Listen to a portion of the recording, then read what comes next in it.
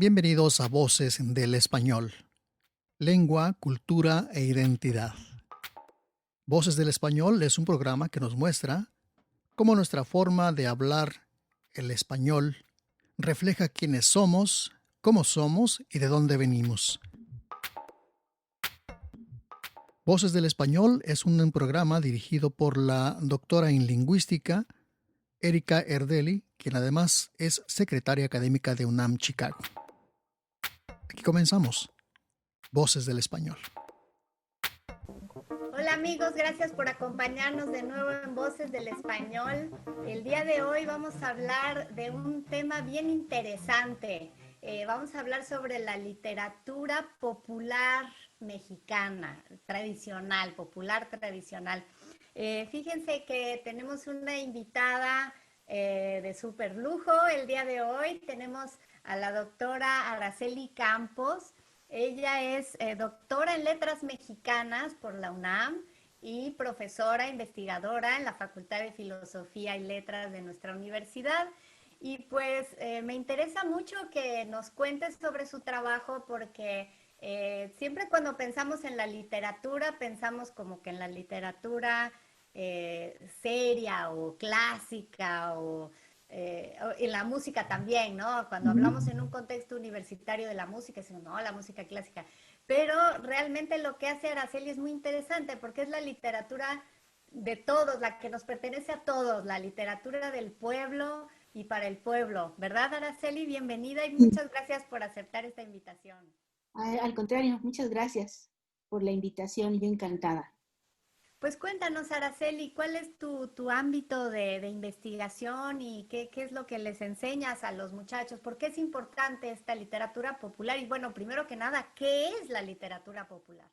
Sí, bueno, pues la literatura popular se relaciona con el pueblo y el pueblo no necesariamente tiene que ser las clases bajas, ¿no? Como tú dices, el pueblo somos todos, ¿no?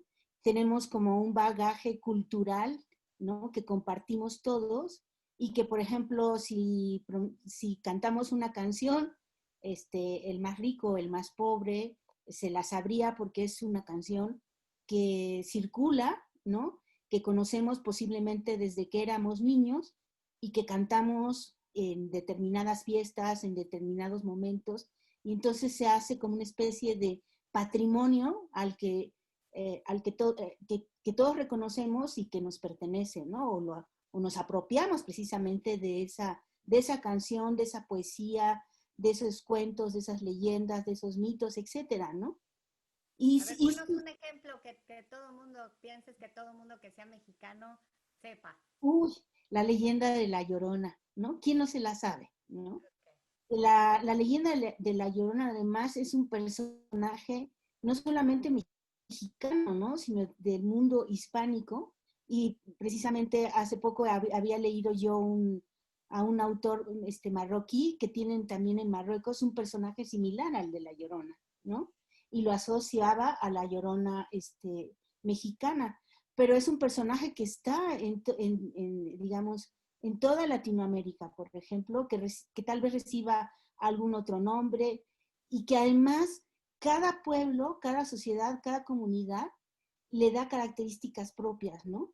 Y entonces va cambiando, se va adaptando a las nuevas circunstancias y esas nuevas circunstancias y esos cambios hace que persevere el personaje.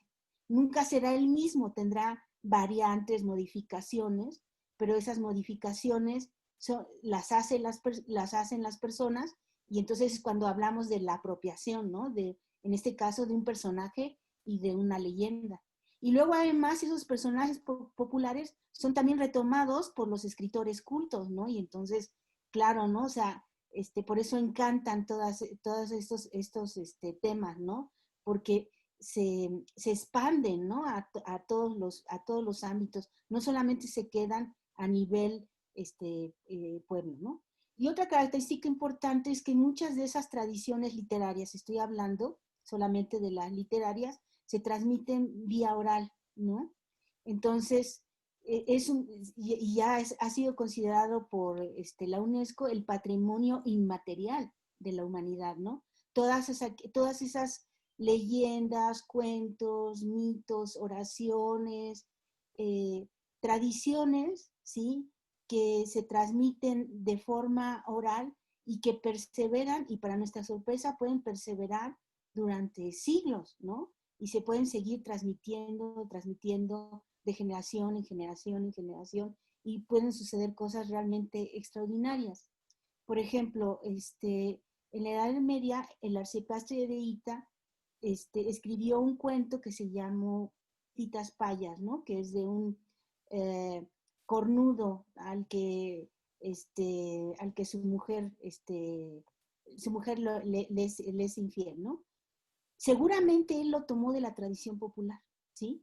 Bueno, no sé cómo, pero ese cuento llegó a oídos de un juguetero guanajuatense que recientemente murió, ¿no? Y entonces te cuenta el cuento, ¿sí? Un cuento medieval, ¿no?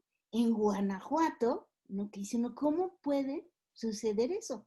Pues bueno, ahí está el valor de esas tradiciones populares, ¿no? Le gusta mucho a la gente lo sigue transmitiendo, lo sigue modificando, lo sigue vitalizando y llega a ver, podemos incluso recuperar literatura que se contó hace siglos y que se sigue contando actualmente. Bueno, eso me parece fascinante, o sea, no necesariamente estamos hablando de cosas que están escritas, ¿verdad? Estás diciendo tradición oral, quiere decir que también podemos llamar literatura algo que no está escrito. Claro, claro, claro, claro. Sí,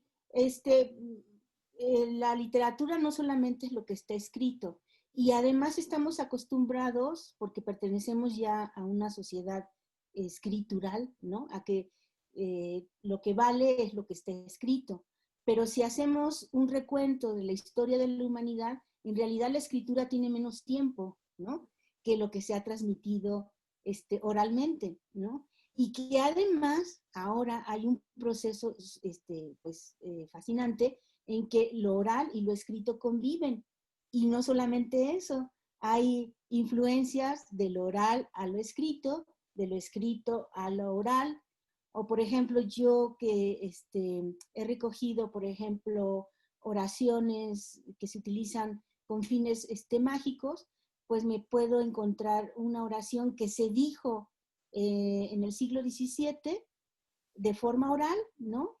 Y que actualmente se puede conseguir por escrito, y no porque esté escrito deja de ser oral, porque la gente tiende mucho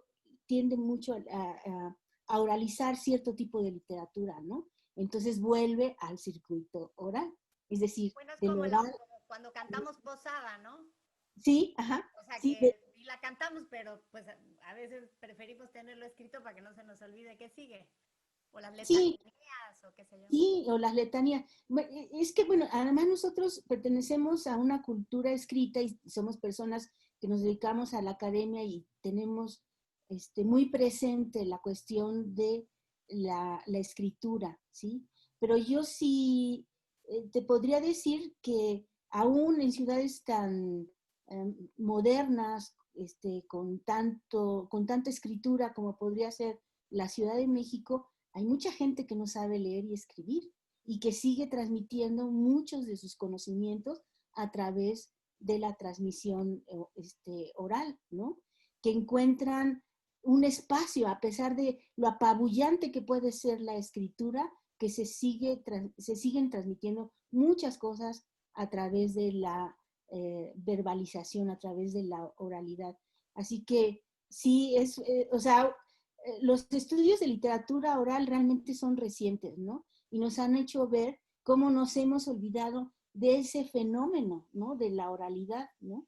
Por ejemplo, de los estudios recientes, se sabe que solamente hasta el siglo XIX ya la literatura se leía ya completamente en silencio, ¿no?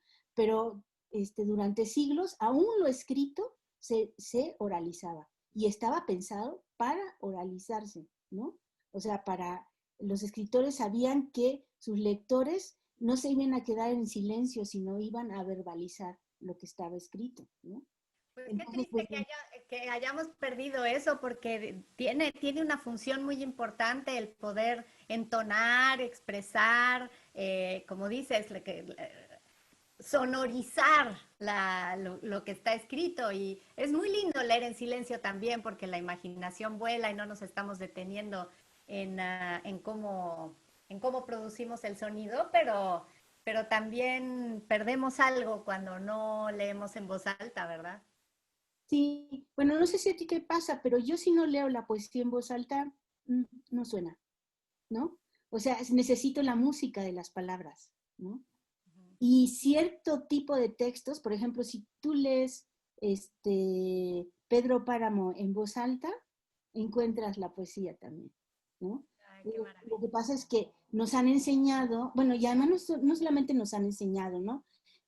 La lectura en silencio nació en la medida en que no solamente había más libros, sino también hay más ciudades y entonces, bueno, la lectura en voz alta puede ser, digamos, inconveniente, ¿no? Para el de adjunto, por ejemplo, ¿no? Okay. Entonces, En una biblioteca, pues no. en una biblioteca, por ejemplo, ¿no? O sea, también tiene que ver con que las circunstancias sociales y culturales cambian, ¿sí? O si te pones a leer en voz alta en un parque, pues se te van a quedar viendo, ¿no? Sí, Porque se así te quedan pasa. viendo así como loquito, ¿no? Oye, Pero no ha sido lo más, digamos, insisto, ¿no? O sea, es tan fuerte finalmente las palabras tienen sonido, ¿no? Y entonces ese sonido, a veces lo perdemos porque estamos más bien acostumbrados a leer en silencio, ¿no? sí, bueno, cuando hablamos de literatura como la concebimos, así los libros y todo, pero por eso me parece fascinante lo que tú haces, porque me dices, bueno, no solo estoy hablando de los libros, estoy hablando de las leyendas que contamos, ya nos mencionaste la leyenda de La Llorona, de las oraciones, ¿qué más hay en lo que llamas literatura oral? Dijiste, bueno, canciones, a ver, danos un ejemplo de alguna canción que sea como patrimonio de los mexicanos, cultural. De patrimonio de los mexicanos, híjole, ahorita déjame ver. No me ocurre ninguna porque no soy muy cantadora. Bueno, Es, pero tenemos, dijiste, por ejemplo, oraciones, La Bamba, ¿no? La canciones, Bamba, ¿no? Que se ha internacionalizado, por ejemplo, ¿no? ok. Yo creo que Cucurrucucú, bueno, cualquiera reconoce ese tipo de canciones, ¿no? Y hay, pues bueno, en México hay una gran tradición musical, muy importante, ¿no? Y que a través de esa tradición viene una poesía y una manera de cantar y de interpretar, y entonces, sí, vamos, pones en una fiesta La Bamba y cualquiera ha escuchado la canción, ¿no? ok. Y muy Y a eso probablemente le llamas literatura también. claro, claro, sí. Ok, Las canciones son poesía, están escritas en verso, ¿sí? claro. Ujú. Entonces estamos hablando de poesía, hay diferentes géneros de poesía y también hay diferentes géneros en la narrativa, ¿no? En la narrativa puedes distinguir, pues, las leyendas, los mitos, los cuentos, las anécdotas. Hay otro género que se llama historias de vida, ¿no? Que son, que no están escritas en versos, están escritas, ¿Testimonios? se dicen en prosa y que, pues, son también muy tradicionales, ¿no? Otro caso, por ejemplo, volviendo al de La Llorona, yo acabo de hacer un pequeño trabajo de historias que se cuentan, por ejemplo, en el metro de la Ciudad de México, ¿no? O sea, fantasmas que se aparecen, eh, eh, ruidos extraños, ¿no? Y que tienen una tradición, pero que ahora se contextualizan y son en el metro, ¿no? Que hay subterráneos escondidos y que, por ejemplo, se aparece también ahí la Llorona, ¿no? En los andenes del metro. Entonces, sí, o sea, suceden cosas así tan inusitadas como eso, ¿no? O sea, ¿cómo es posible, no? Porque normalmente en la leyenda de la Llorona se aparece cerca de las fuentes de agua, ¿sí? Pues, esto es muy conocido, ¿no? Que normalmente se aparece cerca del agua. Y ahora pues las tradiciones se transforman y de repente aparecen las vías del tren, ¿no? O las vías del metro, ¿no? Entonces, por eso también hablamos de su tradicionalidad, ¿no? O sea, hay cosas que pueden ser muy populares, muy conocidas, pero aquí de lo que estamos hablando es de lo que se tradicionaliza, lo que pasa de generación en generación con sus transformaciones, como yo había dicho, pero que van perseverando, ¿no? O sea, no solamente lo que conocemos, sino todo el pasado que trae esa canción, esa leyenda, ese tipo de literatura, ¿no? Ok. Oye, Araceli, y también, por ejemplo, dichos, refranes, adivinanzas, ¿eso Claro, también incluye? refranes, adivinanzas, canciones de cuna, bueno, hay pues es muchísimo lo que tenemos como tradiciones literarias, ¿no? Que vienen de muy antiguo, ¿no? Refranes, ahorita no me acuerdo de ninguno, pero bueno, antes la gente hablaba mucho más refranes, ¿no? En su vida diaria introducía refranes. Son cosas que, por cierto, se han ido perdiendo y es probable, y además estamos viendo cambios muy importantes ahora con el Internet, la digitalización, que se vayan perdiendo muchas de esas tradiciones. Esperamos que surjan otras, ¿no? Y vamos a ver qué sucede más adelante. Estoy segura que sí, Araceli. Pues muchísimas gracias por esta introducción que nos has hecho en esta primera parte del programa sobre qué es la literatura popular, tradicional, oral, que tú estudias y enseñas en nuestra universidad. Muchísimas gracias, ha sido bien, bien interesante. Vamos a hacer una brevísima pausa, Araceli, y cuando regresemos sigamos platicando sobre este universo que tú estudias de la oralidad y qué de lo oral se puede considerar literatura en los términos que tú estudias. No se vayan, quédense con nosotros, enseguida volvemos.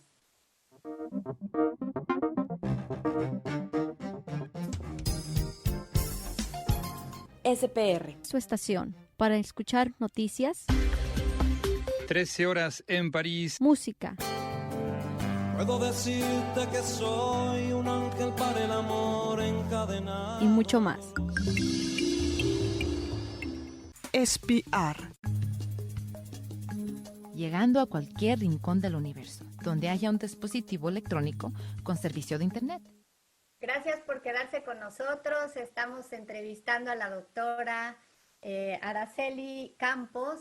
Ella es especialista en letras mexicanas y en particular en literatura popular, oral, tradicional de México. En la primera parte nos habló un poco sobre todo el espectro que abarca la literatura oral desde los cuentos, las leyendas, las anécdotas, los testimonios de vida, las canciones, las canciones de cuna, los refranes, todas estas cosas que componen la literatura oral y cómo se van pasando de generación en generación y se van transformando. Y bueno, ya hasta el metro de la Ciudad de México nos llevó con la historia de La Llorona.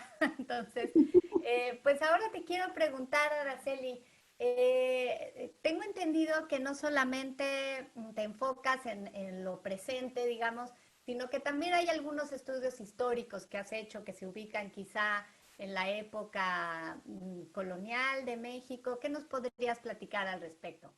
Sí, pues me gustaría mucho compartirles una investigación que hice, que formó parte de mi maestría y de mi doctorado, y que es un tema, pues, fascinante. Fascinante, voy a explicar por qué. En primer lugar, porque em, surge de los archivos de la Inquisición mexicana, ¿no? Los archivos de la Inquisición mexicana no solamente son documentos fríos, donde vamos a encontrar únicamente datos jurídicos o históricos, se pueden ver desde otra perspectiva y yo los vi desde la perspectiva literaria.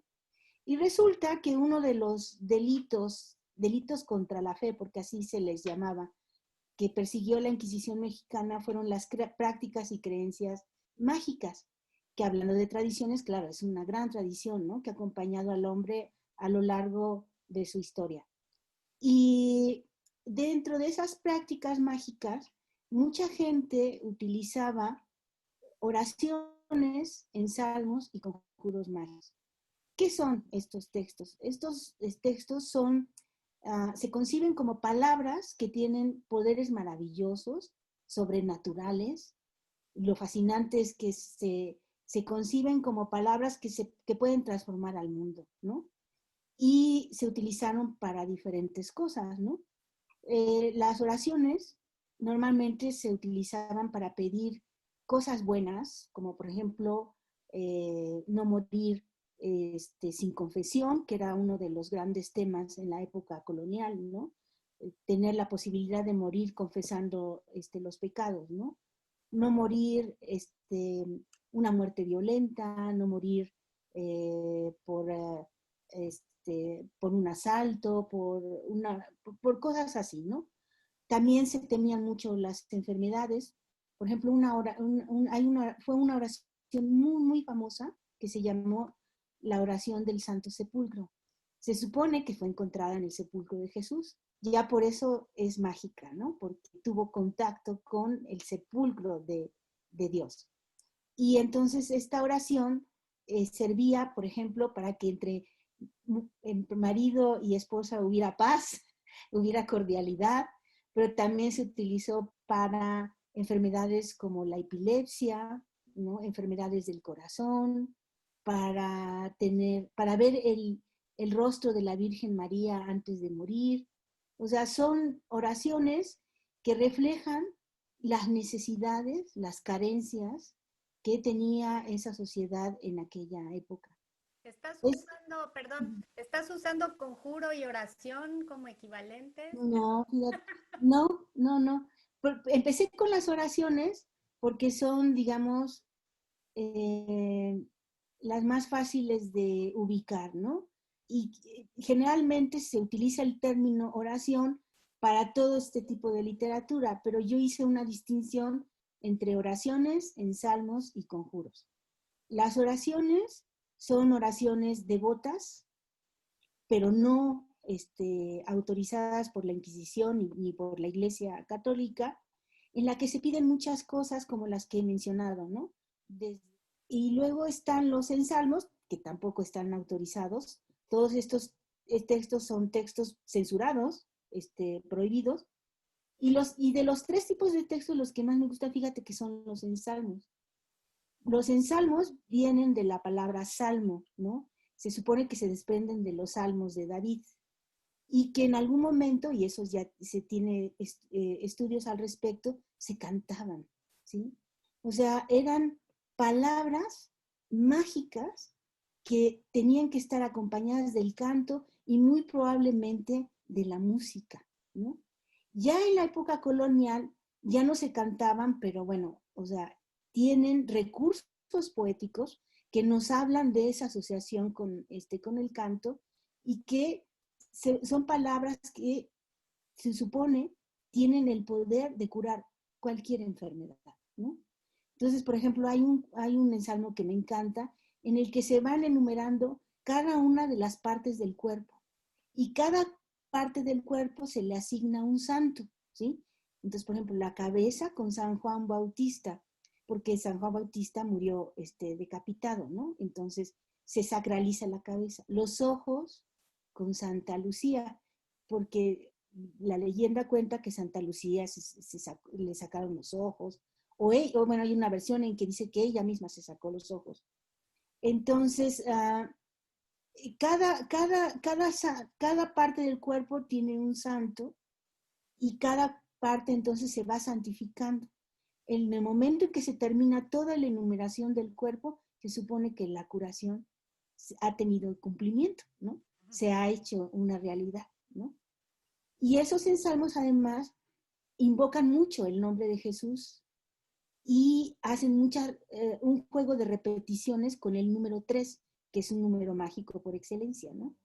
Entonces, por ejemplo, hay otro ensalmo muy bonito que además fue muy conocido en la época colonial, que se llamó el ensalmo para curar heridas, que al final se decía consumatum est, consumatum est, consumatum est, o sea, las últimas palabras que se supone dijo Jesús en la cruz, que se dicen aquí en latín, ¿no?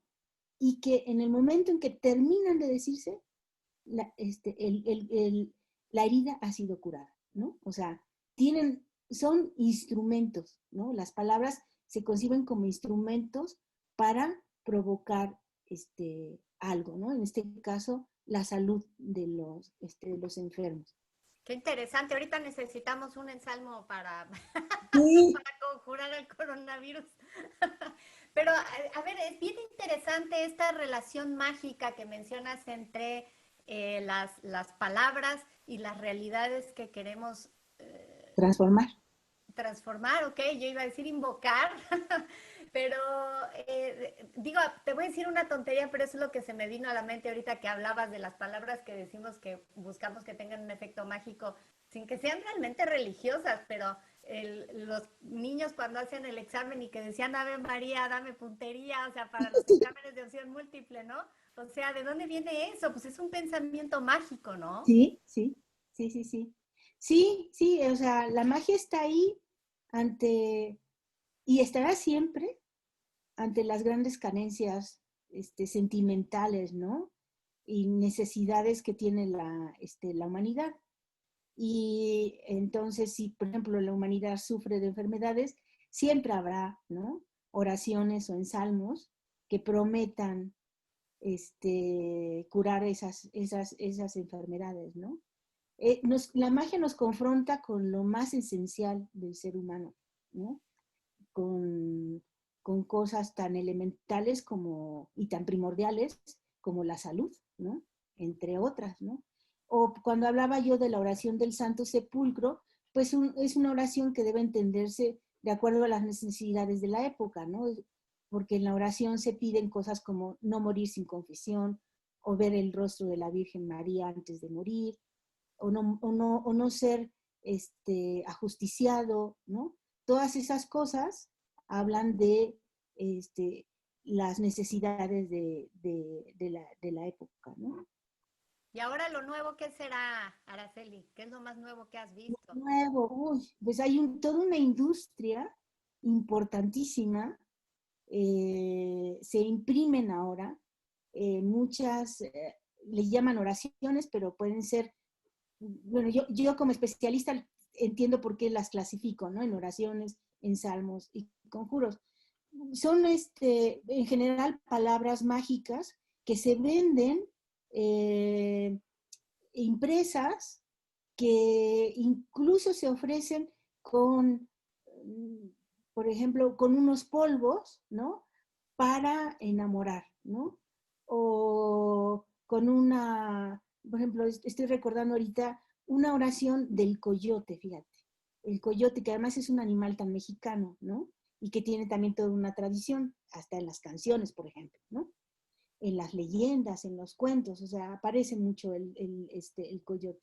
Entonces hay una oración, en realidad es un conjuro, que utilizan los taúres, ¿no? Y en el que invocan al coyote como una identidad maléfica asociada al demonio, y la oración, pues es una cosa genial para mi gusto, ¿no? Porque es un papelito de una calidad ínfima, pero tiene ahí dibujado el coyote, ¿no? Y luego encontré otra versión de la oración del coyote, es así ya más sofisticada, en la que además de la oración trae un pequeño colmillo, ¿no? Que se supone que es del coyote, y una botellita con un líquido azul que se supone que es para maleficiar, ¿no? Entonces, no, hombre, esta tradición de las oraciones, los ensayos. ¿Dónde lo venden, Araceli? Pues, en las calles, en los mercados sobre todo. En la Ciudad de México, pues es muy famoso el mercado de Sonora. Tú puedes ir a cualquier hijo de vecino, rico, pobre, culto, inculto, puedes ir al mercado de Sonora y pedir, ¿no? O sea, a los especialistas, porque además hay brujos ahí, decir, quiero algo para enamorar a mi vecino, al contrario, para perjudicar a mi vecino, alejarlo de mí, ¿no? o contra mis enemigos, contra las malas lenguas, contra Contra las enfermedades, que es ahorita lo que más nos preocupa. contra los ladrones, por ejemplo, que también es algo que nos preocupa, ¿no? Entonces, siempre habrá alguien, y en particular a mí lo que me interesa son los textos, ¿no? Lo que se recita, lo que está escrito, donde habrá, te venden, ¿no? Una imagen, ¿no? Que puede ser hasta así, en color, atractiva, ¿no? Que tiene atrás una oración, un salmo, un conjuro que debes recitar para conseguir lo que tú quieras, ¿no? Que eso es también lo fascinante de estos textos, o sea, lo que sea lo puedes conseguir con las palabras, porque las palabras son eso, son palabras mágicas, ¿no? Que tienen poderes maravillosos para transformar el común de las cosas, ¿no? Para transformarlas o para preservarlas también, ¿verdad? Sí, Nosotros también aquí para preservarlas. enseñamos mucho, o practicamos mucho estando lejos de México, pues siempre es muy lindo a la hora de las tradiciones populares y recrear las canciones para pedir posada y las canciones para romper la piñata y las calaveritas en Día de Muertos, o sea, nos Claro. permiten mantenernos conectados, ¿no? Con nuestros orígenes. Bueno, Araceli, pues ha sido absolutamente fascinante este viaje que nos has dado por la literatura popular que tú estudias y saber que todas estas manifestaciones culturales son objeto de estudio por parte de académicos de tan alto nivel como tú. En verdad te agradezco que nos hayas compartido un poco de lo que te apasiona en tu quehacer universitario, académico. Y bueno, pues quedas cordialmente invitada para un siguiente programa donde nos hables ya con más a detalle de algunos mitos, leyendas, etcétera, que quieras compartir con nuestro público, que estoy segura que se quedaron con ganas de más, como yo. Ok, bueno, muchísimas gracias. Hasta pronto. Gracias a todos ustedes por acompañarnos. Esto fue Voces del Español. Los espero en nuestra próxima emisión. Hasta entonces.